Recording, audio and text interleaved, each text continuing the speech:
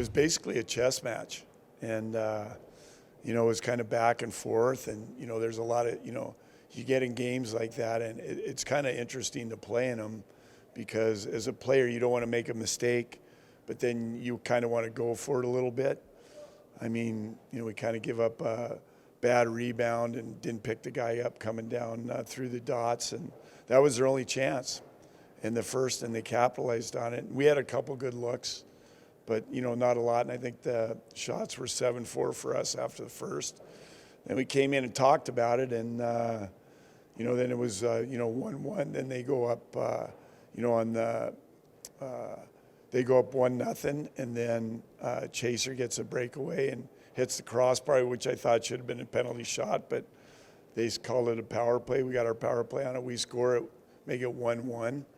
They make it 2-1, and game's still good. Like, we're still holding our own, pretty good zone time. And then, we take a penalty, and then we take another penalty, and they score on the 5-on-3, 3-1. Then they score on the next one, make it 4-1, and pretty well out of reach. And the sad part about it was we were playing a pretty good game. Is it one of those games where just straight up penalties cost you the opportunity to claw back? I think so, and kind of marginal calls. I mean, the one wasn't a high stick. The guy just threw his head back, and the referee called the head snap instead of really seeing what was going on. He called, on Reggie, and then, even the one on Chaser, he kind of gives him a little bit of a bump, and his legs fall out, and basically drew a penalty, and, that was it. So 2 marginal calls, and they capitalized on it and kind of put it out of reach for us. I've talked with Coach Spar about this, staying out of the box, but what else do you want to see from your team in order to get the 2 points tomorrow? Well, I think, we just got to stay with it. And, if they get up a goal or two, don't get rattled, stay with the game plan, and we'll be fine. But it seems like we're so fragile. They get up a couple goals, and it's like the world ended, and really shouldn't think like that. I mean, there's been games that we've been down and we've, clawed back in them, especially late in the game. Even you look at the Tucson game, we score with a couple minutes left and, on a great play by Sakura. And then, that could have happened tonight, but we just got to stick with it. So how important is that first goal tomorrow? I think it's big. I mean, especially, I don't know if that same goalie's going back. I imagine we'll probably see the other guy, but it seems like, if they're used to playing tight games, 3-2, 2-1 games, and that's kind of how we have to look at tomorrow. What'd you think of Vidston's debut here? I thought he was good. We had, he made some plays. You talk about Connor. Yeah, I know he made some plays and was in the right spots. Didn't see a whole lot of ice time, no special teams, but they got a regular shift, and he did what he was supposed to do.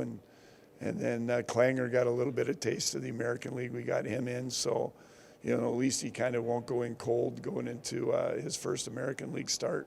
Chase, looking back at that first period, very successful from you guys. You only allowed 4 goals, but how upsetting is it that one mistake you had during that period ends up in your net? Yeah, it's tough. Honestly, I thought we played really well. The only chances they got kind of came from us. They play a patient, boring, similar to Bakersfield Condor-style game where they just trap up the neutral zone and just wait for you to make a mistake, and then they capitalize on it ultimately, and that was the difference. I talked with Coach Spar before the game, and he said staying out of the box was a big factor. The penalties, they are what they are, but how do you address that moving into tomorrow's game? Yeah, no, it's obviously it's a lot easier when we're even strength or on the power play. I'm not going to comment too much. I wasn't happy with my penalty per se, but away she goes, and unfortunately it was a difference in the game. Led in a couple of shorthanded goals, and it's just tough to rebound from that, but we got to be pissed off right now, short-term memory, and we're right back at 3 o'clock tomorrow with these guys. Is it good that you get the quick start tomorrow to where you don't have to worry about what happened tonight and you can quickly erase? Yeah, absolutely. For me, I wish we played a game every single day. It's a lot more enjoyable than practicing, and like I said, especially after a loss like that, it's nice to kind of just forget about it as quick as possible and then get right back at it. Aside from those goals that you allowed on the kill, what do you need to do to generate some more offense here?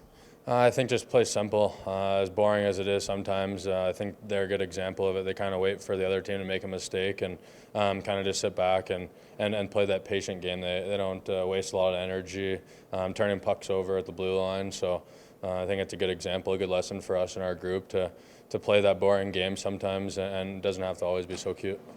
You know, I haven't had an opportunity to talk with you about skating on the ice with Patan. I know you guys came up together in the WHL and you played together in Winnipeg. How was it seeing him? Yeah, he's like my brother. We've been through a lot together, a lot of ups and downs.